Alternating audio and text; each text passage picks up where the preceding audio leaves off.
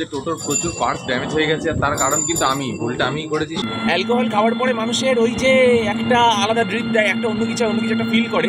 সেখানে গিয়ে যদি ছেলে কিছু ড্যামেজ করে সেটার পেনাল্টি যদি বাবা মাকে দিতে হয়, তো বাবা মা তো কিছু বলে না এই বয়সে এসে, এটা আমার কপাল ভালো। আর একটা প্রচন্ড ইম্পর্টেন্ট কাজ করতে যাচ্ছি, প্রচন্ড বিরাট ইম্পর্টেন্ট কাজ। কারণ নতুন অডিয়েন্স আনতে গেলে সব থেকে বড় যেটা চ্যালেঞ্জ তোমাকে ফেস করতে হবে, যে বেশ একটা বড় অ্যামাউন্টের ধাক্কা লাগবে বুঝতে পারছি। আর সব থেকে যেটা চাপের, এই মুহূর্তে আমার হাতে তত টাকা নেই, কারণ মায়ের ফোন কিনলাম কালকেই।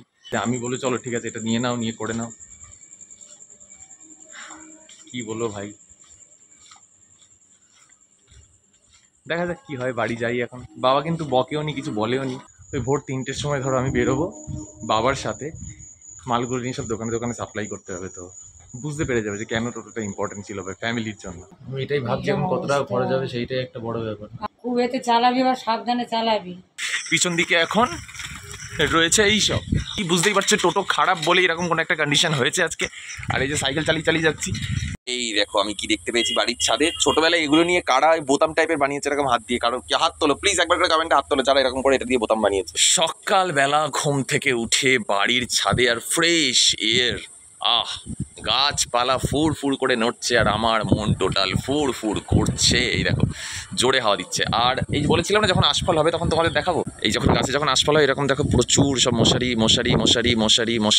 এরকম প্রচুর মশারি খাটিয়ে রাখা হয়। তার কারণ হচ্ছে যাতে বাদুড় চামচিকে অন্যান্য কোনো পাখি এসে কেটে না দেয় ফলগুলো, মানে হয় না ফলগুলো খেয়ে নেয়, নাহলে গোড়াগুলো দাঁতিয়ে কেটে দেয়, সেগুলো ফেলে দেয়, নষ্ট হয়, তো সেইগুলোর জন্য এরকম করে। আর এখন বেজে গেছে ঘড়ির কাঁটায় 10:30, আর এখন আমি নিচে যাবো, গিয়ে ভিডিও আপলোড করা হয়নি, বাট এডিট সব কমপ্লিট, থাম্বনেল বানানো হয়ে গেছে, ভিডিও আপলোড করবো আর তারপরে বেরোবো সিরিজ বানাতে। তো গুড মর্নিং সবাইকে, তোমাদের সবাইকে স্বাগত জানাই তোমাদের চন্দন ভাইয়ের আরেকটা নতুন দিনের আরেকটা নতুন ব্লগে। আশা করছি আজকের দিনটা ভালো যাবে আর তোমরাও মজা করবে। চলো রে, কি খবর? হ্যাঁ ব্ল্যাক কানটা আবার ফুটো, দেখো এর একটা কানে ফুটো আছে, দেখো। হ্যাঁ বেশ করেছিস ভাই, কিচ্ছু শুনবি না, সব বেরিয়ে যাবে। আবে জিন্দা হু তো জিলেনে দো, ওইখানে একটা মেয়ে প্যাসেঞ্জার রয়েছে, আমি কি পাবো ওটা? হে মানে প্যাসেঞ্জারটা। এই যে হলুদ রঙের বাড়িটা দেখছো, এখান থেকে এরিয়া শুরু হলো, এই যে এইখান থেকে শুরু হলো, চলছে। এটা অনেকটা বড় এরিয়া জুড়ে আর কি, ভিতরে বাগান ফাগান অনেক কিছু আছে। দেখো আর দেখতে পাচ্ছ আম গাছ, এই দেখো বাড়িটার বাইরেটা আলাদাই সাজিয়ে রেখেছে, আর ভিতরটা তো আরো সুন্দর। এই হচ্ছে ইন্দ্রলোক, এটা পিসি সরকারের বারুইপুরের বাড়ি। পিসি সরকারের বাড়িতে কিন্তু আগে ছোটবেলায় যখন আমরা ছোট ছিলাম আর কি, তখন সিংহ বাঘ এসব ছিল, সিরিয়াসলি ছিল। ঠিক পিসি সরকারের বাড়ির উল্টো দিকের বাড়িটা মানে বালিগঞ্জের, ওনার মানে এখন যেখানে থাকেন উনি বালিগঞ্জে থাকেন, আর ওনার আরেকটা বাড়ি কিন্তু বারুইপুরে, এটা যেটা নাম হচ্ছে ইন্দ্রলোক, আর বালিগঞ্জের বাড়িটার নাম মোস্ট প্রবলি ইন্দ্রজাল। তো বা এরকম কিছু একটা হবে। এবার যেটা ব্যাপার হচ্ছে যে যখন ছোট ছিলাম আমরা, তখন এই সিংহের ডাক আমরা শুনতে পেতাম, আমার বাড়ি থেকে শোনা যেত।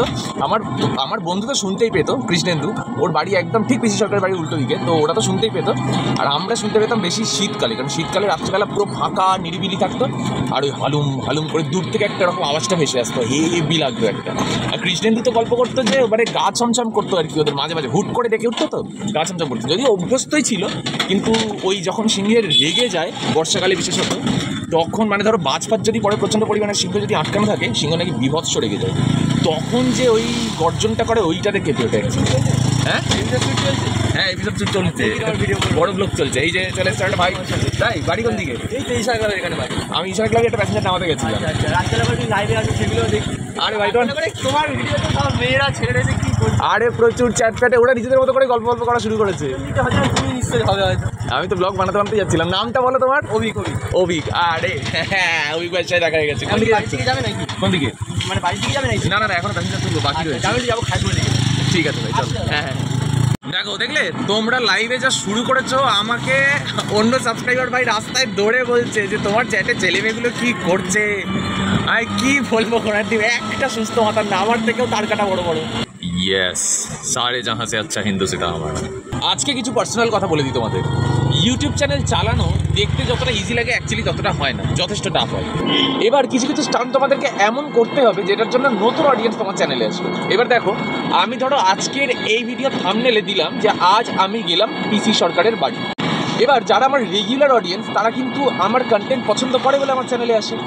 এবার তারাই রোজ আসতে থাকছে, তাহলে আমাকে কি করতে হবে? নতুন অডিয়েন্স টানতে হবে। তাহলে নতুন অডিয়েন্স টানার জন্য এমন কিছু থাম্বনেল আমাকে ইউজ করতে হবে, বা এমন কিছু টাইটেল ইউজ করতে হবে যার জন্য অডিয়েন্স মনে করবে যে না, এখানে অন্য কিছু একটা হচ্ছে। যতক্ষণ না তুমি এটাকে ইন্টারেস্টিং ওয়েতে প্রেজেন্ট করবে নতুন অডিয়েন্সের সামনে, নতুন অডিয়েন্স তোমার চ্যানেলে আসবে না। ট্রাফিক সিগন্যাল, এখানে সিগন্যাল পড়েছে, আমি কিন্তু সোজা যাবো, আমাকে কেন আটকে রাখা হচ্ছে? হ্যাঁ, আমাকে ছেড়ে দেওয়া উচিত as a big dad. Signal তো আমাকে মানা উচিত নয়, না না, বিগ ড্যাডির অনেক রেসপন্সিবিলিটি, বিগ ড্যাডি সিগন্যালটা মানবে অ্যাকচুয়ালি। এই দেখো এমন গাড়ি চালিয়েছে, গাড়িরও পিছন ফেটে গেছে। হ্যাঁ, চলো ভাই বিগ ড্যাডকে যেতে দাও। এই দেখো, এই যেরকম পুলিশগুলো এখানে দাঁড়িয়েছে, আমি এখানে একটা থাম্বনেল কাটলাম, কেটে লিখলাম পুলিশ আটকে দিল, বা শুধু লিখলাম এক সাইডে, এটা থাম্বনেল কেটে লাগালাম, লাগিয়ে শুধু লিখলাম পুলিশ। অন্য সাইডে আমার একটা কিছু এরকম চিন্তায় পড়ে গেছি, এরকম কিছু একটা নিয়ে কোয়েশ্চেন মার্ক, এরকম করে থাম্বনেল বানিয়ে দিয়ে দিলাম। তো সেখানে কী হবে, লোকজন ভাববে যে তাহলে পুলিশের কোনো ঝামেলা হয়েছে, ভিডিওটা দেখতে চলে আসবে। এবার এই ভিডিওটা দেখতে আসার পরে 10 জন ধরো দেখতে আসলো, তার মধ্যে থেকে 5 জন আমার কন্টেন্ট ভালোবাসবে, আর বাকি 5 জন ভাববে কী দেখতে এসেছিলাম, কী দেখলাম, আর ভাগো। তাহলে আমি যে নতুন 10 জনকে অ্যাট্রাক্ট করলাম, তার মধ্যে থেকে 5 জন আমার প্রফিট হলো। এটা শুধুমাত্র একটা আর্ট ফ্যাক্টর নয়, এটা কিন্তু একটা ম্যাথ ফ্যাক্টর, যে তোমাকে অঙ্কটাও বুঝতে হবে। এবার ইউটিউবটা কিন্তু শুধু ইমোশনে চলে না ভাই, ক্যালকুলেশনে চলে, তাহলে তোমাকে হিসেবটা করতে হবে। এবার আমি কেন এগুলো তোমাদেরকে বলি, কারণ আমার চ্যানেলে এরকম অনেক সাবস্ক্রাইবার আছে যারা রোজ আমার ভিডিও দেখে, এবং যারা নিজেরাও কারোর দিদি, কারোর বোন, কারোর ভাই, কেউ নিজে কন্টেন্ট ক্রিয়েটার হিসাবে নিজেকে এস্টাবলিশ করতে চায় বা কন্টেন্ট বানাচ্ছে। তো আমি ঠিক করি এই জন্য যে আমি যতটুকু শিখছি ততটুকু সবাইকে শেখাবো। এবার তাহলে বলে দাদা ক্লিকবেট, তাই বলে ক্লিকবেট করলে হবে না কেন? কারণ ইউটিউব এখন প্রচণ্ড স্ট্রিক্ট হয়ে গেছে। তুমি যদি ক্লিকবেট করো, ইউটিউব ঢুকবে, তোমার চ্যানেল অ্যানালিসিস হয় ভাই, অ্যানালিসিস করে যদি ভিডিওতে দেখে তোমার ক্লিক বেট তুমি করেছো, মানে তোমার থাম্বনেল, তোমার টাইটেল যা রয়েছে, তুমি ভিডিওর মধ্যে সেরকম কিছুই দেখাওনি বা সেরকম কিছুই বলোনি, উচ্চারণ করোনি, তাহলে কিন্তু ভিডিওর রিচ ডাউন করে দেবে, তোমার চ্যানেলকে রিপোর্ট করতে পারে। এতটাই সিরিয়াস হয়ে গেছে ইউটিউব। তাহলে তোমাকে এমন জিনিস করতে হবে যেখানে খুব শার্পলি ভেবে তোমাকে বের করতে হবে যে না ক্লিক বেট, না ভুলভাল কিছু, এমন একটা কিছু আমাকে থাম্বনেল টাইটেল দিতে হবে যেটা আমার ভিডিওর মধ্যে আছে, আর যেটা অনেকটা ক্লিকবেট টাইপের দেখতে লাগছে কিন্তু ক্লিকবেট নয়, নতুন অডিয়েন্স এতে অ্যাট্রাক্ট করতে পারে। তো সেই জন্য অনেক কিছু করতে হয়, বুঝলে? কারণ নতুন অডিয়েন্স আনতে গেলে সব থেকে বড় যেটা চ্যালেঞ্জ তোমাকে ফেস করতে হবে, যে তোমাকে ইন্টারেস্টিং কিছু বানাতে হবে। এবার ইন্টারেস্টিং কিছু বানাবে কীভাবে? দুধ কা দুধ পানি কা পানি দেখালে হবে না, মানুষ পছন্দ করবে না। হ্যাঁ, পছন্দ করবে, তোমাকে প্রচুর খরচ করতে হবে। এখন ওই যা বলি আর কি, যে দুমদাম একটা জিনিস কিনে নিলে, দুম করে কোথাও একটা ঘুরতে চলে গেলে, এবার যারা এতটা খরচ করতে পারছো না তারা কি করবে? তারা ডেলি লাইফ থেকে কন্টেন্ট বের করবে। রোজ কত টাকা খরচ করবে তুমি একটা কন্টেন্টের জন্য? তোমাকে তো মাথাটা খরচ করতে হবে, রাইট? তো তাই তোমাকে সব জিনিস দুধ কা দুধ পানি কা পানি দেখালে হবে না। মনে রাখবে, দুধ আর পানি এই দুটোরই কিন্তু দাম অনেক কম rather than alcohol. Because alcohol খাওয়ার পরে মানুষের ওই যে একটা আলাদা ড্রিপ দেয়, একটা অন্য কিছু একটা ফিল করে, তো মানুষের ইন্টারেস্ট জাগে যে ভাই এটা খেলে এমন কি হয়ে যাচ্ছে, যার জন্য ওটার দামও বেশি। আর বুঝেই নাও তো, বাট আমি কিন্তু প্রমোট করছি না অ্যালকোহল, আমি একটা এক্সাম্পলের জন্য বললাম, হতে পারে এক্সাম্পলটা সব থেকে জঘন্য এক্সাম্পল দিলাম, বাট আমি আমার মতো করে একটু বোঝানোর চেষ্টা করলাম এইটা। তো আজকের জন্য এনাফ জ্ঞান ভাই, এর থেকে বেশি দিতে পারছি না। তো এখন আমি আবার বাড়ি থেকে বেরিয়ে পড়েছি, আর একটা প্রচণ্ড ইম্পর্টেন্ট কাজ করতে যাচ্ছি, প্রচণ্ড বিরাট ইম্পর্টেন্ট কাজ। দেখে বুঝতেই পারছো আমি প্রচণ্ড এনার্জেটিক রয়েছি বর্তমানে। আর এখন সময় হচ্ছে কটা, দাঁড়াও দেখে বলি, এখন সময় হচ্ছে 4:12, তাই দেখলাম। আর তোমরা কি কেউ গেস করতে পারো যে আমি কোথায় যাচ্ছি? যদি পারো তাহলে করো। আর এই দেখো, এখানে একটা ভয়ঙ্কর জিনিস দেখে ফেলেছি আমি, সাপের মাথায়। এটা মোস্ট প্রবাবলি শ্রীকৃষ্ণ, কিন্তু শ্রীকৃষ্ণ কোনো একটা অ্যাক্সিডেন্ট বশত, আমার যতদূর মনে হয় এটা কংসের বংশের কারোর একটা কনস্পিরেসি। আমাদের কি উচিত? আমার মনে হয় এটা যতদূর মনে হয় কেস করা উচিত, কিন্তু স্বর্গের কোনো প্রবলেম হলে কেস কার কাছে? ও কার্তিক, হিন্দু ধর্ম অনুযায়ী সেনাপতি কার্তিক, মানে কার্তিকের কাছে গিয়ে কমপ্লেন করতে হবে। কার্তিকই পুরো পুলিশ আর্মি এই ব্যাপারটা দেখে আর কি। হ্যাঁ, এবার যদিও আমি জানি যে আমার চ্যানেলে অনেক পুচকে পাচকা সাবস্ক্রাইবার আছে, তারা বলবে যে দাদা ঠাকুর দেবতা নিয়ে ইয়ার্কি, ঠাকুর দেবতা নিয়ে খিল্লি। আরে ভাই, সব কিছু নিয়ে মজা করা যায় যদি ব্যালেন্সটা বোঝো, যদি লাইনটা বোঝো। আর এইটা কেন বললাম আমি? কারণ খিল্লি করেছি, লোকজন খিস্তি দিতে পারে, তাই কভার করছি। আর আমার চুল ইদানিং না সেটই হচ্ছে না, এত কষ্ট করে চুল কাটলাম, মানে চুল কাটালাম পয়সা দিয়ে, কিন্তু একটা মনে হচ্ছে হেয়ার ড্রায়ার কিনতে হবে। অনেকদিন থেকে ভাবছি কত খরচ আর করবো ভগবান।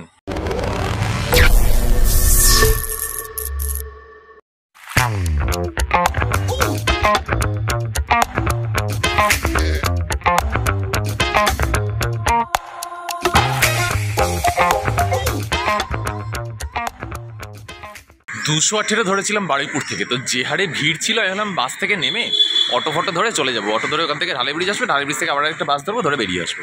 তো এমন সময় একটা দাদা এসে দাঁড়ালো, বললো যে দাদা কি র্যাপিডো বুক করছেন? না না, আমি র্যাপিডোতে যাবো না।